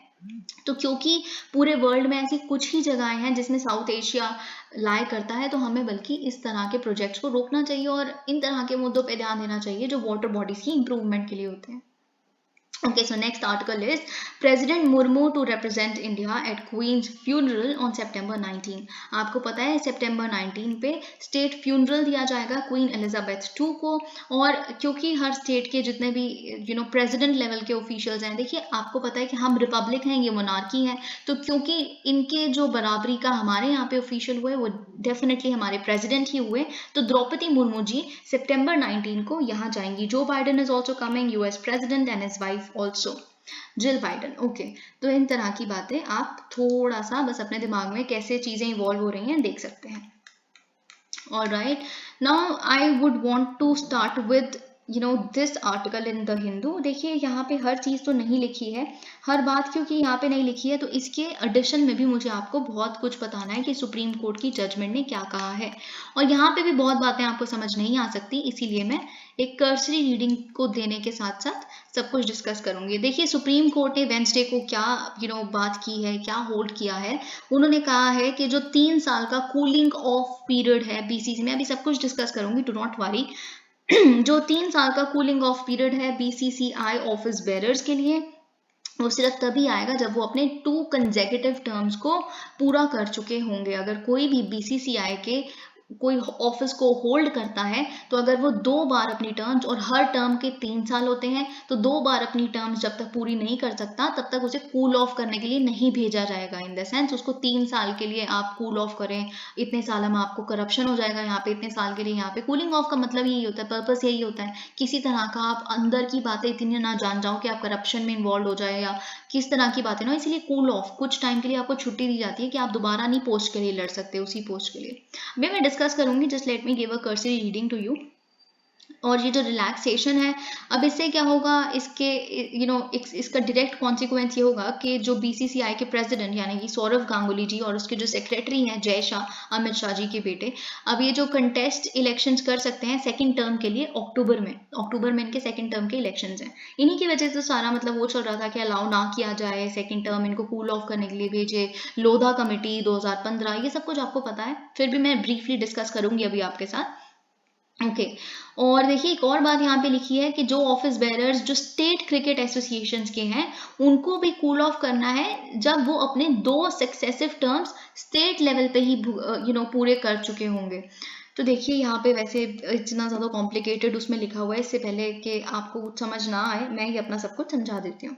देखिए एक्चुअली हुआ क्या है कि सुप्रीम, देखिए मुद्दा क्या था, बेसिकली ये था कि लोधा कमेटी क्या कहती थी, वो बीसीसीआई का जो कॉन्स्टिट्यूशन है उसमें उन्होंने कुछ रिकमेंडेशन दी थी। 2015 में लोधा कमेटी बनी थी, ये एक जस्टिस थे, फॉर्मर जस्टिस, ठीक है। तो इन्होंने ये कहा था कि अगर कोई भी कोई ऑफिस बेरर है बीसीसीआई की, किसी भी ऑफिस को होल्ड करता है जैसे प्रेसिडेंट या फिर सेक्रेटरी, तो उनको अगर जैसे वो 3 साल का उनका एक टर्म है, फिर कूल ऑफ के लिए भेजा जाए अगले 3 साल के लिए, फिर ही दोबारा अगर उनको प्रेसिडेंट की पोस्ट के लिए लड़ना है तभी वो लड़ सकते हैं। तो अब सुप्रीम कोर्ट ने कहा है कि देखिए एक्चुअल में इन इफेक्ट मैं आपको बता देती हूँ सुप्रीम कोर्ट की रूलिंग से क्या होगा। अब आप 2 कंसेक्यूटिव मतलब लगातार 3 साल के जो टर्म्स है यानी कि इन टोटल 6 साल आप जब पूरे कर लेंगे आप तभी कूलिंग ऑफ पीरियड के लिए चाहिए, उसमें कोई दिक्कत नहीं है। आप कंसेक्यूटिवली अगर आप जीत जाते हैं दूसरी बार लड़ने पे भी तो आप कंसेक्यूटिव 2 टर्म्स पूरे कर सकते हैं, ठीक है। तो इन इफेक्ट क्या हुआ, 6 साल के लिए एलिजिबल हैं without any cooling of period. Okay अगर आप बाय चांस लेकिन एक स्टेट एसोसिएशन जहाँ पे मैंने बात की, अगर आप स्टेट के क्रिकेट बॉडी के उसमें थे तब भी आप 2 टर्म्स यानी कि वहां पे भी 6 साल आप पूरे कर सकते हैं। लेकिन मुद्दा पता है क्या था कि जो स्टेट बॉडीज होती हैं, स्टेट बॉडीज होती जो हैं, जैसे अगर बाई चांस आप एक एग्जाम्पल लीजिए कि एक कोई स्टेट लेवल पे कोई ऑफिस बेरर था, उसने 3 साल वहां काटे, फिर उसके बाद उसने 3 साल वहां काटे यानी कि एपेक्स लेवल पे बीसीसीआई के लेवल पे काटे, तो फिर उसके बाद उसे कूलिंग ऑफ पीरियड के लिए भेज देते थे। लेकिन अब ऐसा नहीं होगा, बाय चांस अगर आप स्टेट लेवल पे हैं तो आपने स्टेट लेवल पे भी 6 साल काट लिए 2 कंसेक्यूटिव टर्म्स, फिर आपको कूलिंग ऑफ पीरियड के लिए जाने की जरूरत नहीं है। आपको फिर अब अगर आप एपेक्स पे जाना चाहते हैं, अगर आप स्टेट लेवल पे ही दोबारा लड़ना चाहते हैं तो आप 3 साल ही कूल ऑफ करके आइए 6 साल के बाद। लेकिन अगर आप स्टेट लेवल से एपेक्स लेवल पे जाना चाहते हैं, नेशनल लेवल पे आना चाहते हैं, तो आप इन 6 साल के बाद डायरेक्टली और 2 साल के लिए 2 टर्म्स के लिए एलिजिबल हो जाते हैं सेंट्रल लेवल पे, यानी कि इन टोटल 12 साल तक know cool off period, unbroken period of 12 साल। अगर आपको समझ आ गया मैं आपको कहना क्या चाह रही हूँ। Okay, so the effective consequence of the existing position is that a person who is elected as an office bearer in a state association for 2 consecutive terms would not have to undergo any cool off period before he or she gets elected for another 2 terms for the central level as well. और भी बड़ी सारी बातें हैं, और भी कुछ बातें थी, ये तो यहाँ पे लिखा हुआ आपको कहीं ना कहीं मिल जाएगा। लेकिन और क्या क्या परमिट किया गया है एक्चुअली सुप्रीम कोर्ट द्वारा, उनको ये भी परमिट किया गया है, क्योंकि देखिए बहुत सारे जैसे अभी तक क्या है ना, ऐसे चल रहा था कि जैसे बहुत सारे क्रिकेट रिलेटेड जितने भी हैं क्रिकेटर्स जो हैं बहुत सारे, वो दूसरे स्पोर्टिंग एक्टिविटीज़ जो रिटायरमेंट के बाद वो क्रिकेट से जब रिटायर्ड ले लेते हैं तो दूसरी स्पोर्टिंग एक्टिविटीज़ में वो कहीं ना कहीं किसी एसोसिएशन से जुड़ के या किसी ऑफिस या पोस्ट को बेयर करते हैं। तो अभी तक लोधा कमेटी का ये कहना था कि कोई और जो स्पोर्टिंग एक्टिविटी से जुड़ा हुआ है, अगर वो वहां से रिटायर होता है तो वो क्रिकेट में नहीं अपनी कोई भी पोस्ट ले सकता या फिर बीसीसीआई में कोई पोस्ट नहीं ले सकता। तो सुप्रीम कोर्ट का कहना है कि जैसे बहुत सारे क्रिकेटर्स बाकी स्पोर्टिंग एक्टिविटीज के हेड्स बन के बैठे हुए हैं, वैसे दूसरी स्पोर्टिंग एक्टिविटीज यूनिवर्सिटीज के जितने भी ऑफिस बेरर्स हैं वो बीसीसीआई में आके पोस्ट होल्ड कर सकते हैं। तो ये भी चीज आपको पता होनी चाहिए। एक और मुद्दा था जो बीसीसीआई के कॉन्स्टिट्यूशन का उठाया गया था, वो भी मैं आपको लास्ट बता देती हूँ कि एक्चुअल में ये था कि जितने भी जो ऑफिस बेरर्स हैं अगर वो उन पे कोई क्रिमिनल चार्ज लग जाता है तो वो डिस्क्वालीफाई हो जाते हैं, कोई भी क्रिमिनल ऑफेंस का चार्ज। लेकिन अब क्या है, जब तक मतलब जो पिटिशनर्स थे उन्होंने कहा जब तक उनको कॉन्विक्ट नहीं कर दिया जाता किसी एक इम्प्रिजनमेंट के साथ तब तक उन्हें डिस्क्वालीफाई नहीं किया जाएगा, क्योंकि देखिए चार्ज तो फ्रिवलेस भी हो सकते हैं ना, झूठे चार्जेस भी तो लग सकते हैं। तो ये 2-3 बातें थी जो आपको पता होनी चाहिए थी। तो बेसिकली अगर आपको कोई इन सम पूछे कि हुआ क्या है, तो सबसे पहले तो ये हुआ है कि cooling of period 2 consecutive terms के बाद ही ज़रूरत है अगर आप नेशनल लेवल पे हैं। फिर अगर हम स्टेट लेवल की बात करें तो स्टेट लेवल पे भी 2 टर्म्स जब आप काट लेते हैं कंसेक्यूटिवली यानी कि 6 साल, फिर ही 3 साल का कूलिंग ऑफ पीरियड है। लेकिन बाई चांस ऐसा होता है जब आप 6 साल स्टेट लेवल पे क्रिकेट के काट लेते हैं तो फिर उसके बाद अगर आपको एपेक्स लेवल पे जाना है तो आपको किसी कूल ऑफ पीरियड की ज़रूरत नहीं है, आप 6 साल यहाँ भी काट सकते हैं, फिर 6 साल के लिए आगे भी एलिजिबल हो गए। तो इन टोटल 12 साल के लिए आप अनब्रोकन पीरियड के लिए ऑफिस को होल्ड कर सकते हैं। एक और बात हाँ मैं लास्ट भूल गई थी, वो ये है कि पहले बहुत सारे लोगों ने ये कहा था कि बीसीसीआई का कॉन्स्टिट्यूशन ये कहता है कि किसी भी तरह का पब्लिक ऑफिस है वो बार्ड है कि मतलब वो इन तरह की पोस्ट को होल्ड नहीं कर सकता बीसीसीआई में, कोई भी तरह का पब्लिक ऑफिस। लेकिन सुप्रीम कोर्ट ने इस पे क्लैरिफिकेशन दी है, पब्लिक ऑफिस में सिर्फ और सिर्फ मिनिस्टर्स और सिविल सर्वेंट्स या फिर पब्लिक सर्वेंट्स इन्वॉल्व हैं, और कोई भी जो भी पब्लिक ऑफिस होता है यानी कि कोई भी एम्प्लॉय है पब्लिक गवर्नमेंट वगैरह के, वो नहीं इससे डिस्क्वालीफाइड, वो लड़ सकते हैं पोस्ट के लिए। तो ये भी आपको याद रखना है, सिविल सर्वेंट्स और मिनिस्टर्स सिर्फ वही बार्ड हैं। Okay, so this is also something that you must know. Congress meltdown in Goa as 8 of party's 11 MLAs defect on BJP. Ayaram Gayaram politics is back because how 10th schedule is being misused like anything. आपको ये बात पता है। अब 11 MLAs जो थे गोवा में कांग्रेस के, उसमें से 8 ने डिफेक्ट कर दिया है, बीजेपी को ज्वाइन कर लिया है। सो अब कांग्रेस में सिर्फ 3 ही MLAs बचे हैं गोवा में। तो आपको पता है 10th शेड्यूल जिसे हम एंटी डिफेक्शन एक्ट कहते हैं, उसे कॉन्स्टिट्यूशन में इंसर्ट किया गया था through 52nd amendment act of 1985। और ये बेसिकली क्या करता है, ये उन प्रोविजंस को ले डाउन करता है जो डिस्क्वालिफिकेशन से डील करेंगी इलेक्टेड मेंबर्स के on grounds of defection to another political party, जिस तरह से अभी हुआ है। लेकिन ये वाला जो केस है ये एक्चुअली डिफेक्शन के अंदर नहीं आएगा, मतलब इनके तहत कोई भी वो नई स्टेप नहीं लिया जाएगा स्पीकर द्वारा। इसलिए नहीं लिया जाएगा क्योंकि एक होलसेल डिफेक्शन है, ना कि एक रिटेल डिफेक्शन। देखिए क्या होता है कि अगर 2/3 ऑफ द मेंबर्स किसी भी पार्टी के जो इलेक्टेड हैं वो किसी भी दूसरी पार्टी से मर्ज कर जाते हैं तो फिर वो मतलब नहीं, आप उस केस में आपके खिलाफ डिफेक्शन का पेनल्टी नहीं लगती, जो इस केस में हम देख सकते हैं कि 11 में से तो 2/3 आप समझ सकते हैं कि 8 मेंबर्स जब चले गए तो फिर बचा ही क्या। तो इस तरह से इनके ऊपर कोई भी केस नहीं लगेगा, आप समझ गए। Well 10th schedule is in itself is it's a huge thing, तो यहाँ मैं भी डिस्कस नहीं कर सकती। जो मुझे आपको बताना था कि होलसेल और रिटेल डिफेक्शन क्या होती है वो मैंने आपको बता दिया।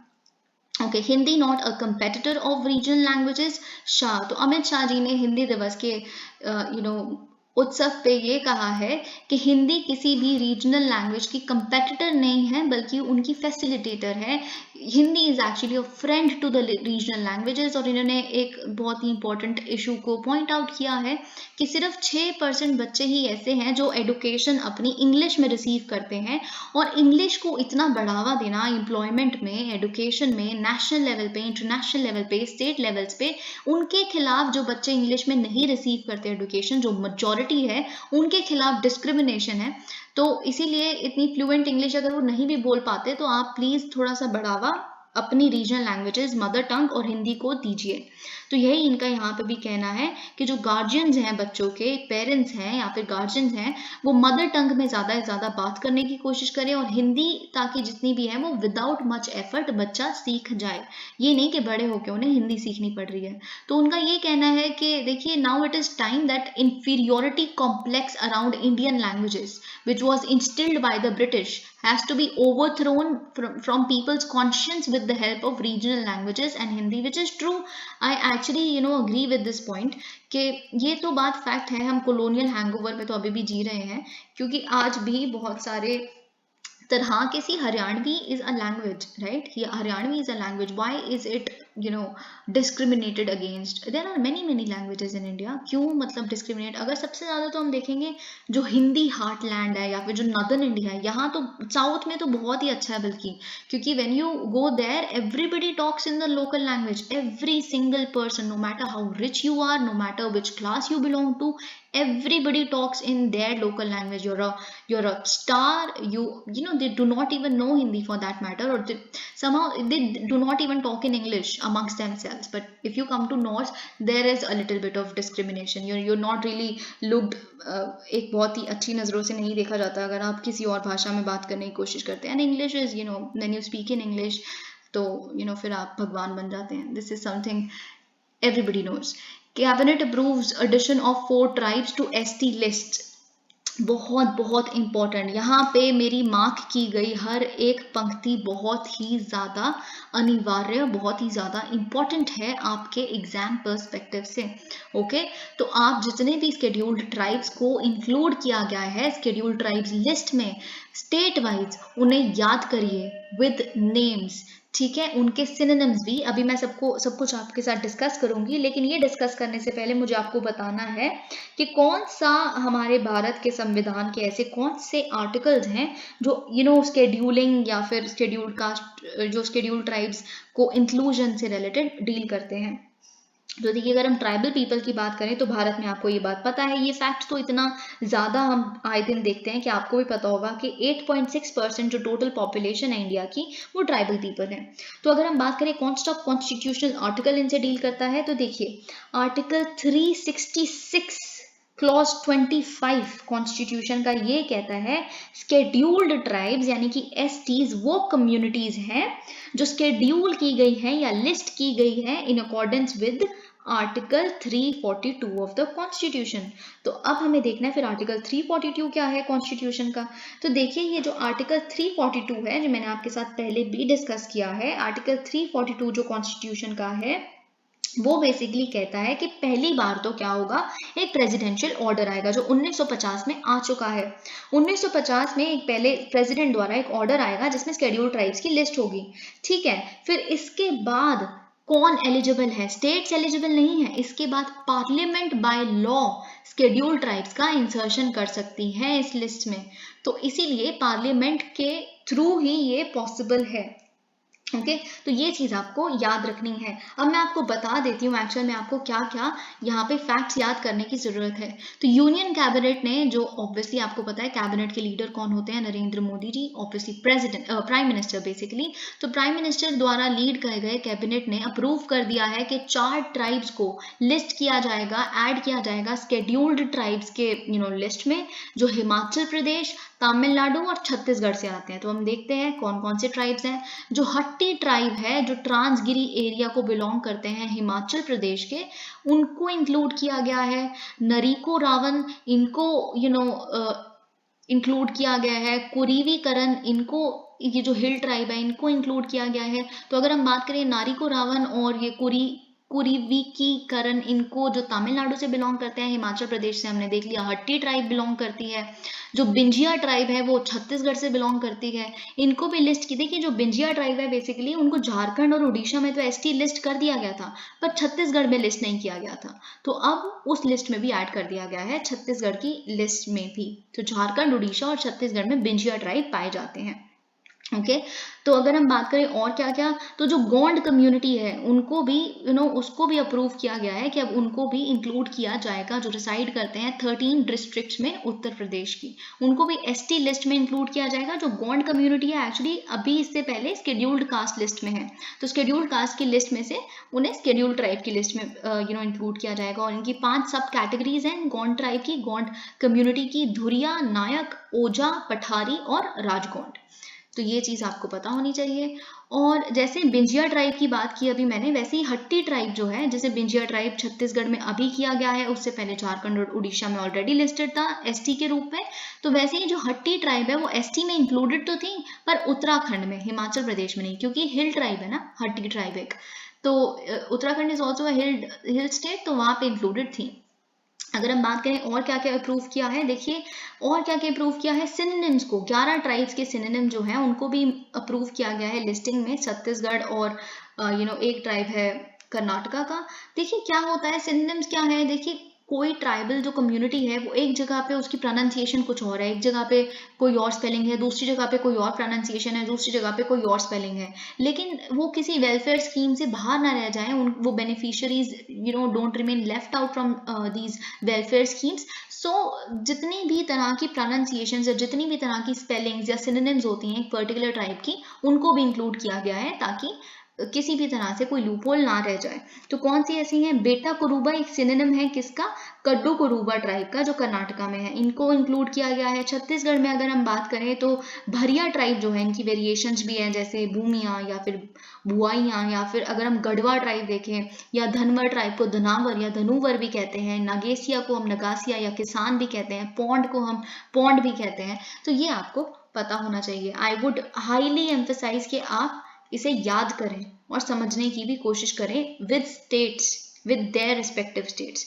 ठीक है, तो देखिए आपको पता है डोलो स्कैंडल के बारे में मैं आपके साथ बात कर चुकी हूँ। डोलो स्कैंडल से जो हमें सबसे पहले जो फार्मास्यूटिकल्स और डॉक्टर का जो नेक्सस है, ये भी एक एथिक्स की बहुत ही क्लासिक केस स्टडी है। जब ये केस आया था मैंने आपके साथ डिस्कस किया था, जब आपको याद होगा सुप्रीम कोर्ट में जस्टिस डीवाई चंद्रचूड़ ने ये केस सुना था, तो मैंने आपके साथ सब कुछ डिस्कस किया था। कौन सी ऐसी गाइडलाइंस हैं जो आपको पता है, uniform code of pharmaceuticals marketing and practices, इसको भी एक लॉ के मामले में, एक लॉ में तब्दील करने की जरूरत है, ये भी मैंने आपके साथ डिस्कस किया था। तो अभी बेसिकली इन्होंने कुछ बहुत ही इनोवेटिव स्टेप्स को, बहुत ही इनोवेटिव सोल्यूशंस को दो मेंशन किया है। उससे पहले हम देख लेते हैं यहाँ पे क्या लिखा है। तो हम वो सोल्यूशंस, आप please take a note of those two solutions that I will be talking about. Recently आपको पता है कंट्रोवर्सी हुई थी जो डोलो के खिलाफ हुई थी। माइक्रो लैब्स, आपको पता है माइक्रो लैब्स बेसिकली एक बेंगलुरु बेस्ड फार्मास्यूटिकल कंपनी है which actually is the maker of Dolo 650 mg। ठीक है, डोलो जो आपको पता है गोली, उसकी जो एक्चुअली मैन्युफैक्चरर है वो माइक्रो लैब्स है, और उसको चार्ज किया गया था अभी रिसेंटली ब्राइब के केस में, कि वो उसने ब्राइब किया है मेडिकल डॉक्टर्स को फ्रीबीज के रूप में वर्थ ₹1000 करोड़ एक साल में, ताकि वो प्रमोट करें डोलो 650। अचानक से पैरासीटामोल को बाय बाय होके सब डोलो कैसे खाने लग पड़े, किसी ने सोचा क्यों नहीं कभी भी। तो वही चीज हुई थी, वही सामने आई कि जब डॉक्टर्स को इतना आप घूस खिला देंगे कि आप रेकमेंड ही, प्रिस्क्राइब ही डोलो करिए, तो ऑब्वियसली डोलो को ही प्रमोशन मिलेगी। अब डोलो क्या है, Dolo is an analgesic and antipyretic, a non-steroidal anti-inflammatory medication to help with fever and mild pain। Analgesic कोई भी ऐसी दवाई होती है जो पेन कलर के रूप में हेल्प करती है, एंटाइपायरेटिक कोई भी ऐसी दवाई होती है जो फीवर को रिड्यूस करने में हेल्प करती है। This is something not very important but I just sort of told you. अगर हम बात करें कि इन तरह की जो दवाइयां हैं, जो डोलो है बेसिकली बिना प्रिस्क्रिप्शन के, बिना मेडिकल प्रिस्क्रिप्शन के आप केमिस्ट से जाके ले सकते हैं। तो बेसिकली इन्होंने क्या चीज़ डिस्कस की है, क्या सोल्यूशन जो इस तरह का हमने देखा फ्रीबीज की वजह से, ये सब कुछ देखा। तो जो एक आप डिसऑनेस्ट मार्केट प्रैक्टिस कह सकते हैं अगर हम एथिक्स के टर्म्स में इसको बात करें, या फिर डिसऑनेस्ट मेडिकल प्रैक्टिस भी कह सकते हैं। तो देखिए सोल्यूशन इज टू फोल्ड, इनका ये कहना है ऑथर्स का। इनका ये कहना है, पहला तो आप क्या करिए, आप ना प्रिस्क्रिप्शंस जितनी भी डॉक्टर्स लिख के देते हैं उनको बोलिए, डॉक्टर्स के लिए ऐसे जो लॉ के उसमें या फिर रेगुलेशंस में लिखिए कि आप ब्रांड के नाम नहीं लिख सकते। ठीक है, जब आप ब्रांड के नाम नहीं लिख सकते गोलियों के या दवाइयों के, तो ऑब्वियसली आप सिर्फ सॉल्ट का नाम लिख के दे रहे हो, केमिकल कॉम्पोजिशन का, या फिर वो उस तरह के प्रिस्क्रिप्शन दोगे, तो वो तो फिर जो भी वो जाके केमिस्ट से लेंगे जहाँ से भी, तो फिर डोलो की प्रमोशन, किसी स्पेसिफिक ब्रांड की प्रमोशन नहीं हो पाएगी। तो इस तरह से स्कैम कर्ब हो जाएगा। So this is something very important, आप समझ रहे हैं ना। Doctors will then have no incentive to promote a particular brand, और a particular pharmaceutical company will have no incentive. देखिए डॉक्टर के पास तो कोई है ही नहीं, क्योंकि वो लिखी सिर्फ केमिकल कॉम्पोजिशन या सॉल्ट लिख के दे सकते हैं, वो ब्रांड लिख के ही नहीं दे सकते, तो उनके पास क्या इंसेंटिव है? फिर जो फार्मास्यूटिकल कंपनी है माइक्रो लैब्स जैसी, उनके पास भी कोई इंसेंटिव नहीं है कि वो किसी तरह की फ्रीबीज को दे किसी डॉक्टर को, कोई घूस को ले जाए। उन्हें पता है कोई काम ही नहीं आना, डॉक्टर लिख के ही नहीं दे सकता, ये तो पीनलाइज हो जाएगा, तो फिर क्या फायदा होगा? ठीक है, और इस तरह की चीजें। ऑलराइट, देखिए लेकिन इधर भी थोड़ी सी एक प्रॉब्लम रह जाती है कि कई बंदे क्या होते हैं, वो डॉक्टर्स के पास जाते ही नहीं है, है ना, तो फार्मासिस्ट से सीधा गोलियां लिखवा लेते हैं। तो फिर ऐसी जो कंपनीज हैं वो सीधा फार्मासिस्ट से, आप भी करते होंगे, खैर इंडिया में तो बहुत प्रेवलेंट है, हम लोग सीधा जाके केमिस्ट से ही दवाई ले लेते हैं नो मैटर व्हाट। कभी कभी तो इनफैक्ट मैं सच्ची हैरान हो जाती हूँ, हुई एक वायरल डिसीज है वो एंटीबायोटिक दे रहे हैं जो एक्चुअल में काम सिर्फ और सिर्फ बैक्टीरियल डिसीजेस के अगेंस्ट करती है। So well that's not an issue. पर फार्मासिस्ट देखिए, इनका ये कहना है कि इससे एक लूप होल तो अभी भी रह जाएगा, वो ये है कि फार्मासिस्ट तो गोलियां अपनी तरफ से ब्रांडेड दे सकते हैं ना, तो उनको घूस खिलाई जा सकती है कंपनी द्वारा, तो ये चीज है, तो इसका भी कुछ करना पड़ेगा। and their incentive is to recommend brands that give them the highest trade margins, है ना। फार्मासिस्ट क्या हो गए, फार्मासिस्ट को जो सबसे ज्यादा ट्रेड मार्जिन मिलता है जिस कंपनी के ब्रांड को प्रमोट करके या गोलियां देके, वो उसको हो जाते हैं, जो आपको पता है मैक्सिमम रिटेल प्राइस पे वो बेस्ड होते हैं ट्रेड मार्जिन। तो इसका एक सोल्यूशन इन्होंने ये बताया कि आप क्या करिए, इस इंसेंटिव को आप हटा दीजिए। कैसे? आप एक फ्लैट डिस्पेंसिंग फी रख दीजिए रिगार्डलेस ऑफ द एमआरपी, मतलब एमआरपी कितना भी हो, लेकिन आप डिस्पेंस जो है, मतलब यानी कि जिसपे आप गोलियों को दे सकते हैं फार्मर्स, वो आप फिक्स्ड कर दीजिए। तो उससे फिर उनके पास भी कोई इंसेंटिव नहीं है किसी ब्रांड को प्रमोट करने का। So this will restore agency to the patient. Okay, alright, let's move on to the next article. देखिए ये फिर वही आर्टिकल आ जाता है जो मैंने आपके साथ कल डिस्कस किया था। ये भी चीज़ है जो आपको याद करनी है, जो 26 ड्रग्स को रिमूव किया गया है national list of essential medicine में से, जो 2022 के अभी रिसेंटली सितंबर 13 को आई है।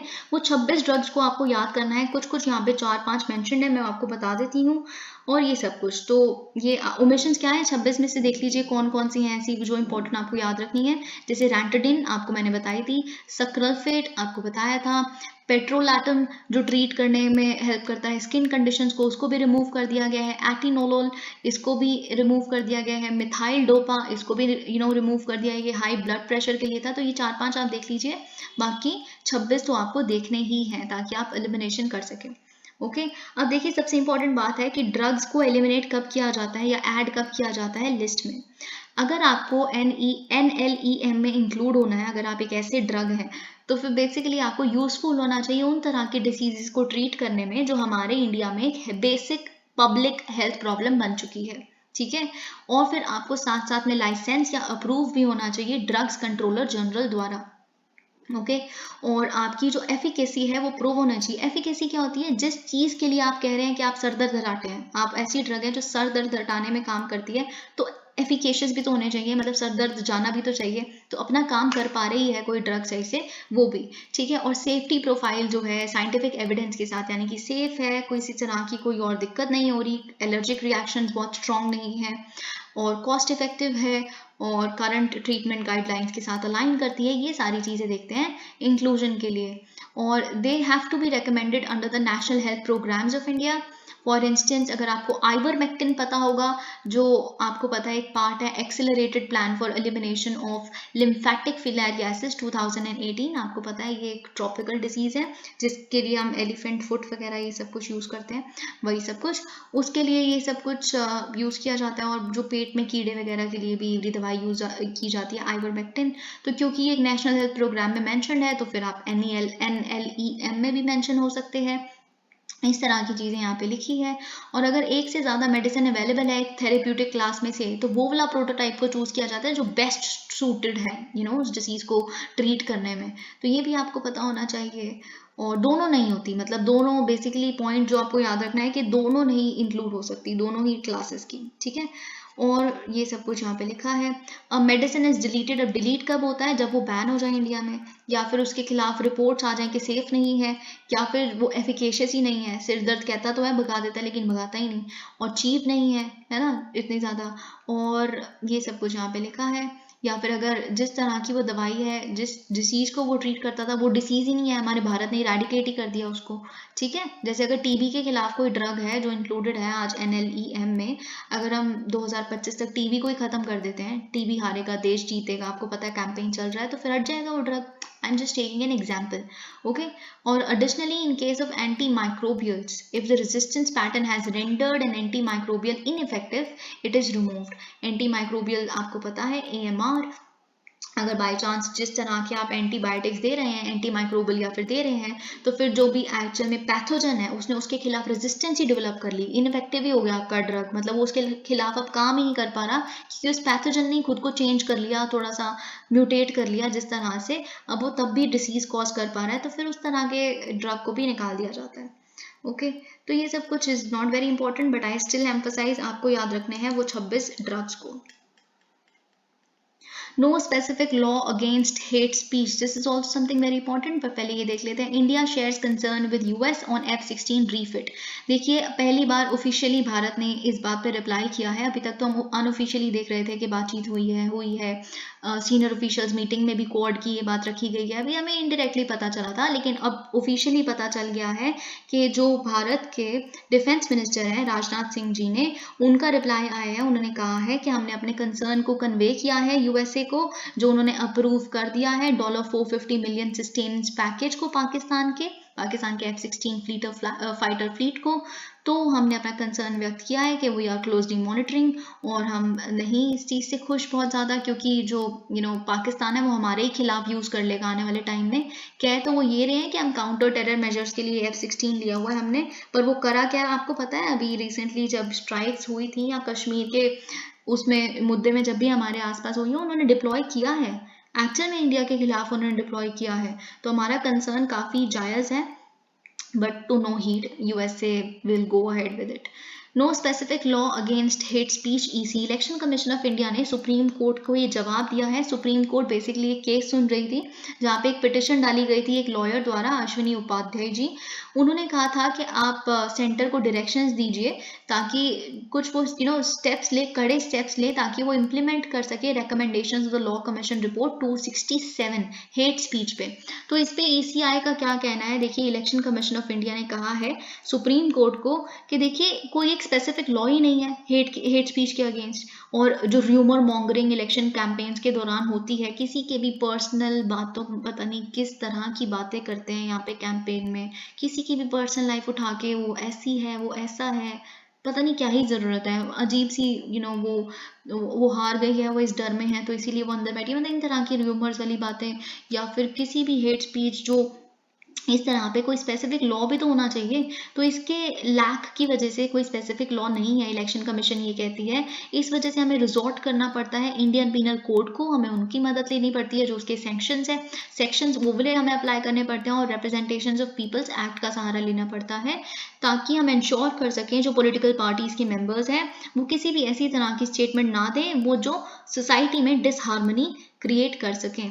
ठीक है, तो देखिए अगर हम बात करें लॉ कमीशन की ये जो रिपोर्ट है 267th रिपोर्ट, ECI का ये कहना है कि इन्होंने कोई रिकमेंडेशंस ऐसी नहीं की जब उनसे एक क्वेरी डाली गई थी। देखिए सुप्रीम कोर्ट ने लॉ कमीशन को बोला था आप अपनी रिपोर्ट में ये बताइए कि क्या ECI को भी कोई पावर दी जानी चाहिए कि वो एक पॉलिटिकल पार्टी को डी रिकॉग्नाइज ही कर दे, जैसे मैंने आपको कल बताया था, अगर आपको रिकॉग्निशन मिली हुई है एक नेशनल पार्टी या स्टेट पार्टी के रूप में, तो ECI को क्या इतनी पावर दी जा सकती है? ऐसा सुप्रीम कोर्ट ने लॉ कमीशन से पूछा था कि क्या इतनी पावर दी जा सकती है कि उनको वो डी रिकॉग्नाइज ही कर दे, जब ऑब्वियसली हर एक पार्टी को खतरा रहेगा कि हमारी रिकॉग्निशन ही जा सकती है, तो फिर इन तरह के हेट स्पीच में वो नहीं इन्वॉल्व होंगे। लेकिन लॉ कमीशन की रिपोर्ट ने इस पर कुछ नहीं कहा है, ऐसा इलेक्शन कमीशन ऑफ इंडिया ने कहा है। ऑलराइट, अब हम देखते हैं कि एक बहुत इंपॉर्टेंट केस यहाँ पे मेंशन है जो आपको याद रखना है। देखिए सुप्रीम कोर्ट की एक जजमेंट आई थी अभिराम सिंह केस, तो इसमें उन्होंने होल्ड किया था कि किसी भी तरह का अगर आप वोट लेने की कोशिश कर रहे हो या फिर किसी को वोट देने से रोक रहे हो किसी आम आदमी को, के मतलब ऑन द ग्राउंड ऑफ आप हमें वोट करिए क्योंकि हम भी हिंदू हैं या फिर हम भी क्रिश्चियन हैं या फिर हम भी मुस्लिम हैं, इन तरह की बातें पे आप वोट मांग रहे हैं, या फिर आप कह रहे हैं कि वो हिंदू है आप उनको क्यों वोट कर रहे हो, आप मैं क्रिश्चियन हूँ आप मेरे को वोट करो, तो इन तरह की बातें, या फिर मैं लड़की हूँ मुझे वोट करिए, इन तरह की बातें, religion, caste, race, community, language, इसके बेसिस पे हम भोजपुरी बोलते हैं आप भी भोजपुरी बोलते हैं आप हमें वोट करिए, अगर ऐसे तरह के वोट मांगे जाते हैं तो एक करप्ट प्रैक्टिस मानी जाएगी 1951 के एक्ट के तहत, रिप्रेजेंटेशन ऑफ पीपल एक्ट, अगर बाय चांस आप आरपीए एक्ट पढ़ते हैं 1951, उसमें ऐसा कुछ नहीं लिखा हुआ, लेकिन आपको सुप्रीम कोर्ट की जजमेंट को एक लॉ मानना है। बाय चांस आपके पास ऑप्शन आ गया, आप कहेंगे नहीं आरपीए में तो कहीं लिखा, मैंने तो रटा हुआ पूरा, लेकिन आप गलत हैं। तो ये चीज़ आपको याद रखनी है। Okay, alright, one problem less on border. आपको पता है फ्रेंच फॉरेन मिनिस्टर भारत में आई हुई हैं, तो उन दोनों ने, जयशंकर जी ने और फ्रेंच फॉरेन मिनिस्टर ने मिलकर पब्लिक कॉन्फ्रेंस में ये कहा है। देखिए जयशंकर, दोनों ने एक्चुअली बात की थी जिसपे एक्चुअली इन्होंने कहा कि आप ये मत समझिए कि हमारे पूरे यूरोप का और हमारी सारी कंट्रीज़ का सारा फोकस यूक्रेन पे हो गया है, तो हम इंडो पैसिफिक से हम बिल्कुल भूल ही गए हैं इंडो पैसिफिक पे। ऐसा बिल्कुल भी नहीं है, हमारा ध्यान यहाँ भी है। अगर कोई माइट इज राइट वाला, मतलब जो पावरफुल है, शक्तिशाली है, वही सही है, इस वाला कोई भी अगर पैंतरा अपनाता है कहीं पे भी, वो हमारी नज़र में गलत है, and we will stand against it. और यही चीज़ इन्होंने कही है। अब जयशंकर जी ने बोला है, जी हाँ बिल्कुल, वैसे तो अभी बहुत सारे बॉर्डर के मामलातों पे मैंने बहुत सारी बातें की हैं ऑलरेडी, जयशंकर जी ने कहा है, लेकिन अभी मैं बस यही कहना चाहूँगा कि हाँ, एक हमारे सिर से एक प्रॉब्लम तो बॉर्डर पे कम हो गई है, क्योंकि डिसएंगेजमेंट हो गया है। डिसएंगेजमेंट और डीएस्केलेशन में आपको डिफरेंस 2 बार बता चुकी हूँ ऑलरेडी। ऑलराइट, सो अब हम देखते हैं कि नेक्स्ट आर्टिकल कौन सा है। ऑलराइट, अब देखिए क्या हुआ है यहाँ पे, आपको बस एक बात मैं आपको पढ़वा देती हूँ कि क्या जाननी इंपॉर्टेंट है। अब आपको पता है कि SCO समिट 14-15 सितंबर को है, शंघाई कोऑपरेशन ऑर्गेनाइजेशन की समिट। आपको पता है 2023 में हम इसको चेयर करेंगे, तो तब हम होल्ड करेंगे। G20 को भी हम चेयर करेंगे, तब भी उनका समिट हम होल्ड करेंगे। तो एक्चुअल में हमें इसको अब कोई कैसे लेबल करता है वो पता होना चाहिए। यहाँ पे देखिए आप पढ़ सकते हैं, यूके की संडे टाइम्स में लिखा है कि जो SCO है वो एक्चुअली एक एंटाई वेस्ट डिक्टेटर्स क्लब है। क्यों? क्योंकि ऑब्वियसली वेस्ट के खिलाफ है, टारगेटेड है अगेंस्ट द वेस्ट। और डिक्टेटर्स क्यों? क्योंकि शी और पुतिन जैसे लोग इसमें इंक्लूडेड हैं। ओके, और अब तो ईरान के राइसी जी भी, he is no less than a dictator. तो भारत से जब ये क्वेश्चन पूछा गया तो क्या आप इसको अपने खिलाफ देखते हैं, तो भारत ने ये आंसर किया है नहीं। एक्चुअल में ये जो SCO है, ये तो कॉपरेशन की समिट है, कॉम्पिटिशन की समिट है ही नहीं। हम तो किसी पे टारगेट नहीं करते, ये एक रीजनल कॉपरेशन समिट है, तो बिल्कुल भी नहीं, ये सच ही नहीं है। Helpline 1098 will remain in service government. देखिए इसके साथ, इससे रिलेटेड मैंने मिशन वात्सल्य आपके साथ कल डिस्कस किया था, तो तब जो कंसर्न्स थे वो ये थे कि जो हेल्पलाइन नंबर 1098 है, जिसे हम चाइल्ड लाइन नंबर भी कहते हैं, वो बिल्कुल डिफंक्ट ही हो जाएगी। अब सारे पुलिस ऑफिसर्स ही उठाया करेंगे फ़ोन, तो उनको तो इंटेरोगेशन करनी आती है, बच्चों को काउंसिल ही नहीं करना आता। तो अभी अभी क्या है, 112 यानी कि 112 नंबर है, वो होगा। हमें सबको ये डर था, लेकिन एक्चुअल में अब एक क्लैरिफिकेशन आ गई है कि 1098 नंबर तो रहेगा, लेकिन हम उसको इंटीग्रेट टेक्नोलॉजिकल लेवल पे इसीलिए कर रहे हैं क्योंकि बाई चांस अगर कोई बहुत इमरजेंसी हो बच्चे से रिलेटेड, तो इमरजेंसी सपोर्ट के लिए होम मिनिस्ट्री फटाफट से एंटर कर सके पिक्चर में, तो 1098 वाली लाइन रहेगी। ठीक है, जेलेंस्की विजिट्स रीटेकन स्ट्रेटेजिक सिटी। आपको पता है जो इज्यूम है, यानी कि जो यूक्रेनियन एक सिटी थी जो ऑलरेडी रशिया के कैप्चर में थी, वो उन्हें ऑटोनोमसली रूल कर रहे थे पिछले कुछ सालों से, तो वो अब इन्होंने ले ली है। आपको पता है यूक्रेनियन फोर्सेस ने। तो अब आप देख सकते हैं, he visited, Zelensky visited the retreated city, और ये स्ट्रेटेजिक सिटी को भी जब इन्होंने देखा, तो जब वहाँ पे झंडा लहरा रहा था इनका, तो इन्होंने अपने सबने हाथ रख के placing their hands close to their hearts. So this is a very very emotional scene. तो इन्होंने मतलब ये बस देखा हुआ और इन्होंने हाईलाइट करता है कि मॉस्को का जो रिट्रीट हो गया है वहाँ से, उस एरिया से, अब इनका ये कहना है कि हम धीरे धीरे करके सारी टेरिटरीज को अपनी रिक्लेम कर लेंगे। US based China sanctions over Taiwan. अब USA कंसिडर कर रहा है कि शायद वो चाइना के ऊपर भी सैंक्शंस लगाएं कुछ तरह के, ताइवान के स्ट्रेट के क्राइसिस के वजह से। ओके, देखते हैं किस तरह के क्राइसिस सैंक्शंस आते हैं। अब देखिए ताइवान भी बहुत पुश कर रहा है ना, ताइवान यानी कि ताइपी जो उनकी कैपिटल है, वो काफ़ी पुश कर रही है यूरोप और US को कि आप प्लीज़ किसी इस तरह का सैंक्शंस पैकेज के साथ आइए, ताकि वो हम पे कोई भी इस तरह का वो कर ही ना पाए, कोई अटैक कर ही ना पाए, उनको वीकन करने की कोशिश करिए economically, strategically. Okay, but I don't think कोई इसका फ़ायदा है। बस बात इतनी है कि क्योंकि अब यूक्रेन में एक इतने बड़ी पावर की हार होती दिख रही है, तो पूरे संसार के पास एक मैसेज जाता है कि हाँ, बड़ी पावर्स भी हार सकती हैं। ठीक है, तो इन द सेंस चाइना भी हार सकती है ताइवान जैसे छोटे से देश से। Putin had rejected Ukraine peace deal. देखिए एक जो रशियन एनवॉय है यूक्रेन में, जो यूक्रेनियन बॉर्न ही है एक्चुअली, कुजाक जी का ये कहना है कि जो जब ये रशियन जो इन्वेजन स्टार्ट होने से पहले हमने एक बेसिकली एक प्रोविजनल डील, मतलब जो अपने अभी ड्राफ्ट लेवल पे थी वो हमने तैयार कर ली थी, जिसमें कीव ने मतलब क्या था, कीव सेटिस्फाई हो जाता, मतलब रशिया सेटिस्फाई हो जाती है अगर कीव ये कह देता कि रशिया की जो डिमांड है कि यूक्रेन ज्वाइन ना करे नाटो को, सबसे बड़ा डिमांड तो यही थी ना, तो ये कभी भी ज़रूरत ही नहीं पड़ती इतनी बड़ी एस्केलेशन की और ये मिलिट्री कैंपेन की, इस तरह का जो ये अंडरटेक कर रहे हैं। पर एक्चुअल में पुतिन ने बिल्कुल मना कर दिया, इस ऑफिशियल का ये कहना है कि इस तरह की हम कोई डील पे नहीं करेंगे, जबकि खुद की डिमांड इनकी यही थी कि नाटो को यूक्रेन ना ज्वाइन करे, उनके नेबरहुड में आके सिर पे ना बैठ जाए यूक्रेन, मतलब नाटो। लेकिन एक्चुअल में पुतिन के इसकी चीज़ को मना करने की वजह से ही इतना बड़ा एस्केलेशन हुआ है। तो अगर जब ये रशिया से पूछा गया कि क्या ये बिल्कुल सच कह रहे हैं, क्या ऐसा कुछ हुआ था, तो रशिया ने कह दिया नहीं, ऐसा कुछ भी नहीं हुआ था। Thank you so much.